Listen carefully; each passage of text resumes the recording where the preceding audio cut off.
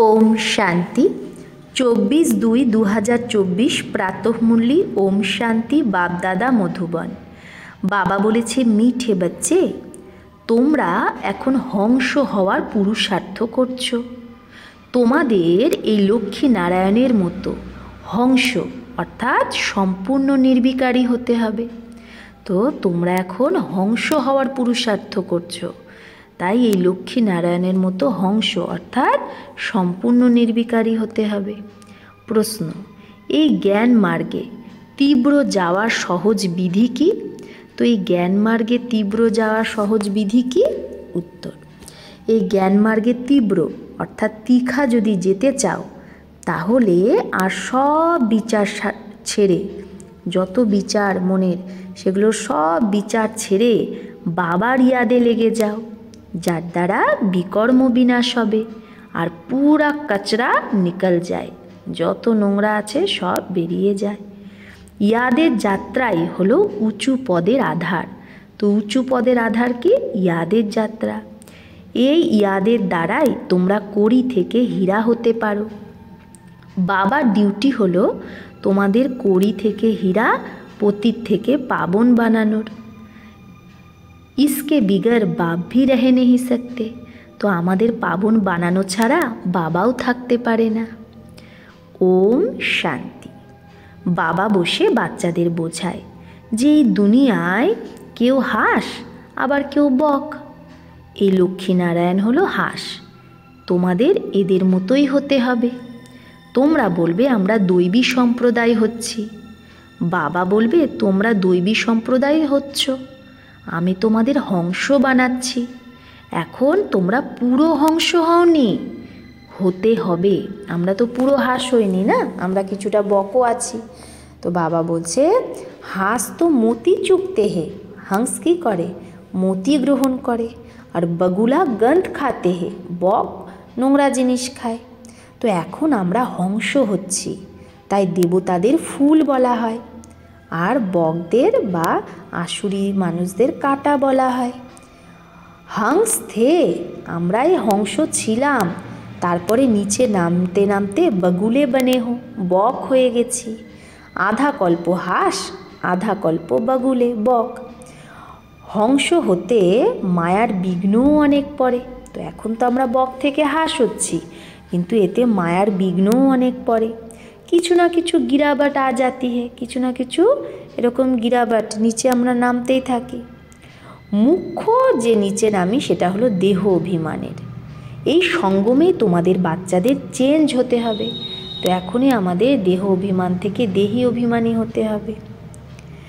যখন তোমরা হংস হয়ে যাও তারপরে তোমরা হংসই হংস থাকবে, তাই না? সত্য ত্রেতা 2500 বছর আমরা তখন হংসই থাকব। হংস অর্থাৎ দেবী দেবতা, তারা থাকেই নতুন দুনিয়ায়। পুরানো দুনিয়াতে একজনও হংস হতে পারে না। ভালে সন্ন্যাসীরা আছে, কিন্তু তারা তো হদের সন্ন্যাসী। তোমরা তো হলে বিহদের সন্ন্যাসী। তো হদের সন্ন্যাসী মানে যারা বাড়িঘর ছেড়ে জঙ্গলে যায়, আর বেহদের সন্ন্যাসী মানে যারা ঘর গৃহস্থে থেকে পুরো দুনিয়া থেকে মন বুদ্ধিযোগ সরিয়ে নেয়, এক পরমাত্মাকে স্মরণ করে। তো বাবা আমাদের বেহদের সন্ন্যাস শেখায় যে ঘরে গৃহস্থে থেকেও কিভাবে আমরা এক পরমাত্মার স্মরণে কমল ফুলের সমান পবিত্র থাকতে পারি। এই দেবতাদের মতো সর্বগুণ সম্পন্ন আর কোনো ধর্মের মানুষ হয় না। এখন বাবাও এসেছে আদি সনাতন দেবী দেবতা ধর্মের স্থাপনা করতে। তোমরাই নতুন দুনিয়ায় প্রথমে প্রথমে সুখে আসো, আর কেউ নতুন দুনিয়ায় থরেই আসে। এখন এই দেবতাদের ধর্মই প্রায় লোপ হয়ে গেছে।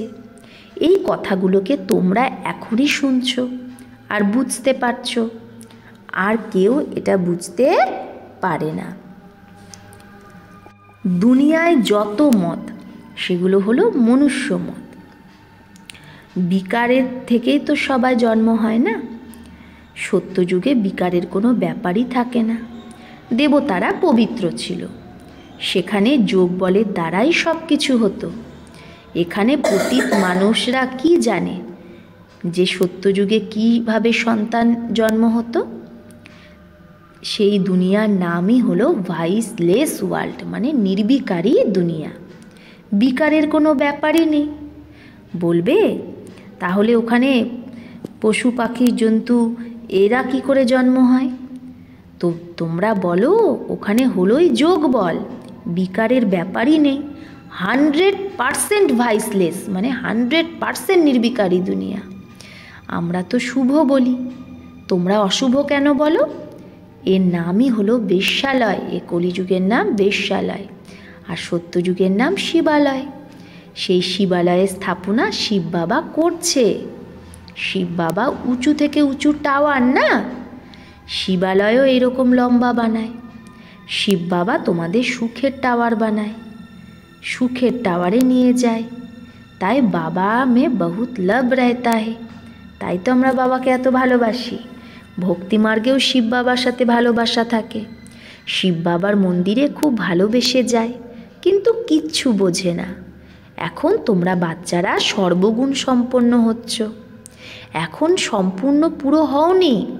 তোমাদের পরীক্ষা তখনই হবে যখন তোমাদের রাজধানী পুরো স্থাপন হয়ে যাবে।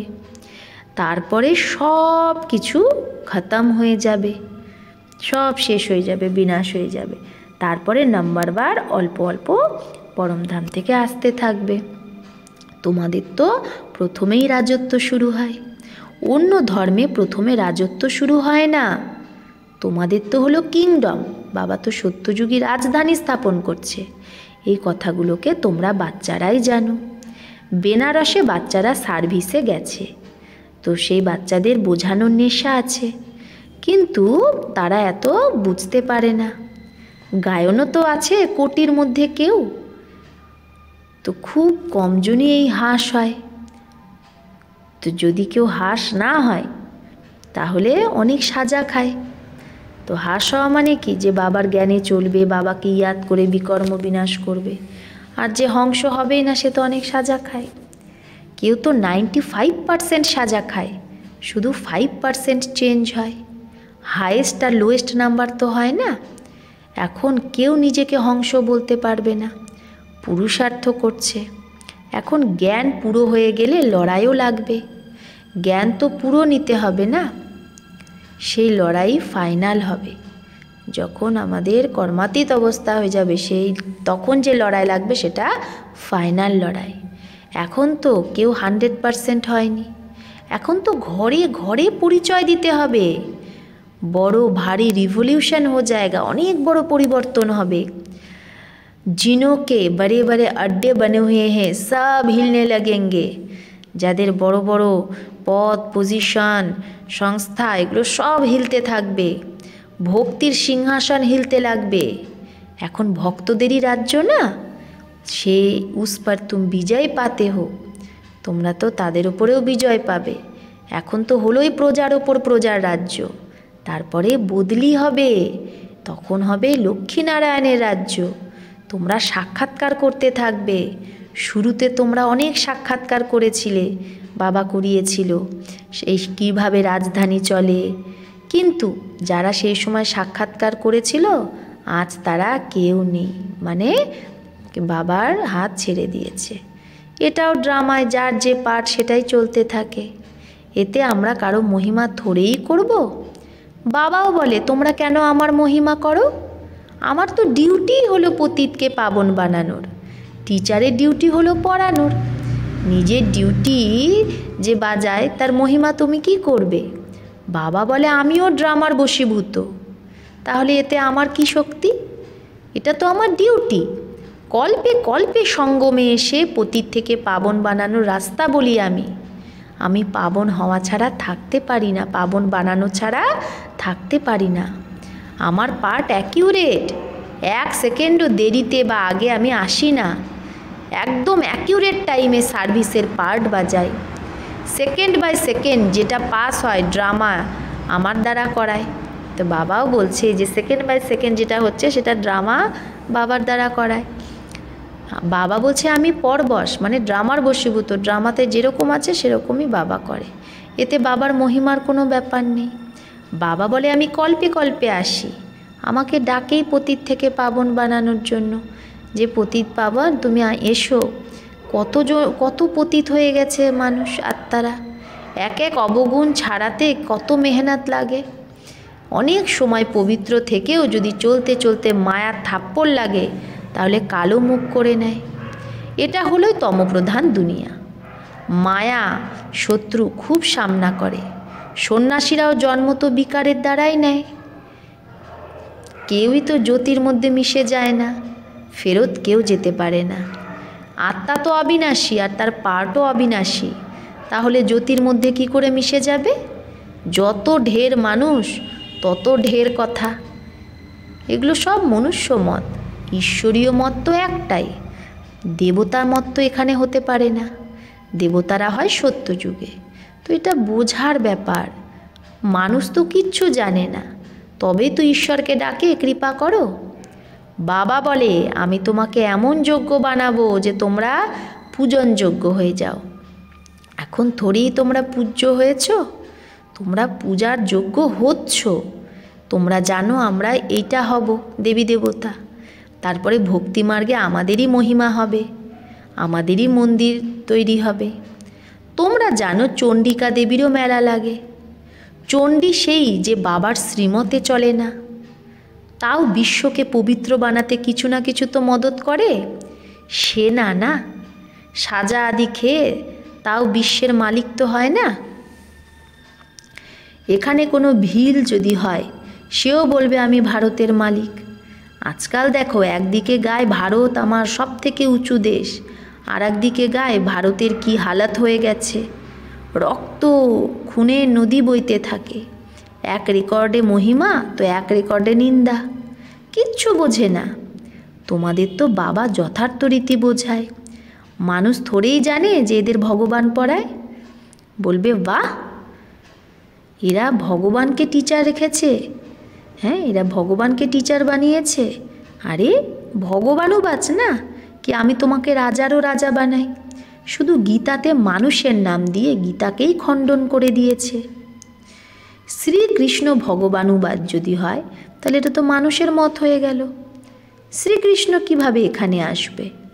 সে তো সত্যযুগের প্রিন্স ছিল। তার কি হয়েছে যে সেই পতিত দুনিয়ায় আসবে? বাবাকে তো তোমরা বাচ্চারাই জানো, কিন্তু তোমাদের মধ্যেও বিরলা মানে কমজনই যথার্থ রীতি জানে। তোমাদের বাচ্চাদের মুখ থেকে সদৈব রত্ন বের হওয়া উচিত, পাথর না। নিজেকে জিজ্ঞেস করো আমি এরকম হয়েছি? বলে চাইও আমি কিচড়া থেকে তাড়াতাড়ি বাইরে বেরোই, কিন্তু তাড়াতাড়ি তো হয় না, টাইম লাগে, তোমাদের অনেক মেহনত করতে হয়। তো যারা বোঝায় তাদের মধ্যেও নাম্বার বার আছে। যুক্তিযুক্ত সমঝানি পিছাড়ি কি হোগি। তাই বাবা বলছে যে যারা বোঝায় তাদের মধ্যে তো নাম্বার বার আছে, সবাই তো একই রকম বোঝাতে পারে না। তো যুক্তিযুক্ত বোঝানো আমরা লাস্টেই বোঝানো হবে, মানে যত দিন যাবে তত যুক্তিযুক্ত আমরা বোঝাতে পারবো, তখন আমাদের বান চলবে, মানে জ্ঞান বান। তোমরা জানো আমাদের পড়া এখন চলছে, পড়ায় তো একজনই, সবাই তার থেকেই পড়ে। আগে গিয়ে তোমরা লড়াই এই রকম দেখবে যে বাত মাত পুছো, জিজ্ঞেস করো না। লড়াইয়ে তো অনেকে মারা যাবে, তখন এত সব আত্মা কোথায় যাবে? একসাথে গিয়ে কি জন্ম নেবে? তো ঝাড় তো বড় হয়, অনেক টালটালি শাখা প্রশাখা পাতা হয়ে যায়। রোজ কতজন জন্মায় কতজন মরে, ফেরত তো কেউ যেতে পারবে না। মানুষের বৃদ্ধি হতে থাকে। এই রেজগাড়ি বাতোं में जाने से पहले, তো বাবা বলছে এগুলো এত কথা যাওয়ার আগে বাবাকে ইয়াদ করো, যার দ্বারা বিকর্ম বিনাশ হবে আর কিচড়া বের হয়ে যাবে, তারপরে অন্য কথা। তো বাবা বলছে তুমি এগুলোর বিচার করো না, প্রথমে নিজের পুরুষার্থ করো যাতে এইরকম হতে পারো লক্ষ্মীনারায়ণ। মুখ্য হলো ইয়াদের যাত্রা, আর সবাইকে পরিচয় দিতে হবে। पैगम्बर तो एक बाबाई, धर्म स्थापकदेरो पैगम्बर बा प्रिसेप्टार्स बला हय ना, सद्गतिदाता एक सद्गुरुई। बाकी तो भक्ति मार्गे मानुष किछु ना किछु शुधराय, कोनो ना कोनो दानो करे, किछु ना किछु दानो करे, तीर्थे जाए तो किछु ना किछु दान दिए आसे। तो एटा तो तोमरा जानो जे एई अंतिम जन्मे बाबा आमादेर हीरार मतो बानाय, একেই অমূল্য জীবন বলে। কিন্তু এতটা পুরুষার্থও করতে হবে। তোমরা বলবে আমাদের কোনো দোষ নেই। তো বাবা বলছে, আরে আমি এসেছি গুলগুল ফুল বানাতে, তোমরা কেন হচ্ছ না? আমার তো ডিউটি পাবন বানানোর, তো তোমরা কেন পুরুষার্থ করো না? পুরুষার্থ করানোর বাবা পেয়েছো। এই লক্ষ্মীনারায়ণকে এরকম কে বানিয়েছে? দুনিয়া থোড়েই জানে। বাবা আসেই সঙ্গমে। এখন তোমাদের কথাগুলোকে কেউ বোঝে না। আগে গিয়ে যখন তোমাদের কাছে অনেকে আসবে, তো তাদের গ্রাহকই চলে যাবে, মানে তাদের শিষ্যরা আর কেউ থাকবে না। বাবা বলে, এই বেদশাস্ত্রের সার আমি শোনাই। ঢেরকে ঢের গুরু, সব ভক্তিমার্গের। সত্য যুগে সবাই পাবন ছিল, তারপরে পতিত হয়। এখন বাবা আবার এসে তোমাদের বেহদের সন্ন্যাস করায়, কারণ এই পুরানো দুনিয়া এখন শেষ হবে, বিনাশ। তাই বাবা বলে, কবরস্থান থেকে বুদ্ধি বের করে আমি বাবাকে ইয়াদ করো, তাহলে বিকর্ম বিনাশ হবে। এখন কায়ামাতের সময় সবার হিসাব কিতাব চুক্তি হবে। সারা দুনিয়ার যে আত্মারা, তাদের মধ্যে সারা পাঠ ভরা আছে। আত্মা শরীর ধারণ করে পাঠ বাজায়, তো আত্মাও অবিনাশী, পাঠও অবিনাশী। এতে কোনো পার্থক্য হতে পারে না, হুবহু রিপিট হতেই থাকে। এটা অনেক বড় বেহদের ড্রামা। নাম্বারবার তো হয়, কেউ রুহানি সার্ভিস করে, তো কেউ স্থূল সার্ভিস করে। কেউ বলে, বাবা আমি তোমার ড্রাইভার হয়েছি, তো ওখানেও বিমানের মালিক হয়ে যাব, তাই না? তো বাবা বলছে, কেউ রুহানি সার্ভিস, কেউ স্থূল সার্ভিস করে। হয়তো কেউ গাড়ি চালাতে বলছে, বাবা আমি তোমার ড্রাইভার হয়েছি, তো ওখানে বিমানের মালিক হয়ে যাব। আজকের বড় লোকরা ভাবে আমাদের জন্য এটাই তো স্বর্গ, বড় বড় মহল আছে, বিমান আছে। বাবা বলে, এগুলো তো সব আর্টিফিশিয়াল, একে মায়ার পাম্প বলে। কি কি শিখতে থাকে, জাহাজ আদি বানায়। এখন এই জাহাজ আদি সত্যযুগে কোনো কামে থোড়েই আয়েঙ্গে? এই জাহাজ আদি সত্যযুগে কাজে লাগবে? বোম বানাতে থাকে, তাহলে এই বোম থোড়েই সত্যযুগে কাজে আসবে? যেগুলো সুখ দেয় সেগুলো তো কাজে আসবে। তো বিনাশ হতে সায়েন্সও মদত করে। ফির ওই সায়েন্স, আবার ওই সায়েন্সই তোমাদের নতুন দুনিয়া বানাতেও মদত দেবে। এই ড্রামা খুব ওয়ান্ডারফুল বানানো আছে। अच्छा, मीठे मीठे सिकिलधे बच्चों प्रति माता पिता बाप दादा का याद प्यार और गुड मॉर्निंग। रूहानी बाप की रूहानी बच्चों को नमस्ते। हम रूहानी बच्चों की रूहानी माता पिता बाप दादा को याद प्यार गुड मॉर्निंग और नमस्ते नमस्ते नमस्ते। शुक्रिया बाबा, आपको लाख लाख शुक्रिया। धारणार जन्य मुख्य सार एक, এই বিনাশের সময় পুরানো দুনিয়ার থেকে বেহদের সন্ন্যাস করতে হবে। এই কবরস্থান থেকে বুদ্ধি বের করে দিতে হবে। ইয়াদে থেকে সব পুরানো হিসাব কিতাব চুক্ত করতে হবে। 2, মুখ দিয়ে সদৈব জ্ঞান রত্ন বেরোনো উচিত, পাথর নয়। পুরো পুরো হংস হতে হবে। কাটাকে ফুল বানানো সেবা করতে হবে। বরদান, সেবার সাথে সাথে বেহদের বৈরাগ্য বৃত্তির সাধনাকে ইমার্জ যে করে, সেই সফলতা মূরত ভব। তো সেবার সাথে সাথে বেহদের বৈরাগ্য বৃত্তির সাধনাকে ইমার্জ যে করে, সেই সফলতা মূরত ভব। সেবায় খুশি বা শক্তি পাও, কিন্তু সেবাতেই আবার বৈরাগ্য বৃত্তি খতম হয়ে যায়। তাই নিজের মধ্যে বৈরাগ্য বৃত্তিকে জাগাও। বাবা বলছে, সেবার দ্বারা যেমন খুশি থাকে, শক্তি পাওয়া যায়, আবার সেবাতে অনেক সময় বৈরাগ্য বৃত্তি চলেও যায়। তো বাবা বলছে, এরকম করো না, নিজের মধ্যে বৈরাগ্য বৃত্তিকে জাগাও। যেরকম সেবার প্ল্যানকে প্র্যাকটিক্যালি ইমার্জ করো, তবেই সফলতা পাও, সেই রকম এখন বেহদের বৈরাগ্য বৃত্তিকে ইমার্জ করো। চাহে যত সাধনই প্রাপ্ত করো, কিন্তু বেহদের বৈরাগ্য বৃত্তির সাধনা যেন তোমার চলে না যায়। সাধন আর সাধনার ব্যালেন্স যদি হয়, তবেই সফলতা মূরত হবে। স্লোগান, অসম্ভবকে সম্ভব বানানোই হলো পরমাত্ম ভালোবাসার নিশানি। তো পরমাত্ম ভালোবাসার নিশানি কি? অসম্ভবকে সম্ভব বানানো। আচ্ছা, ওম শান্তি।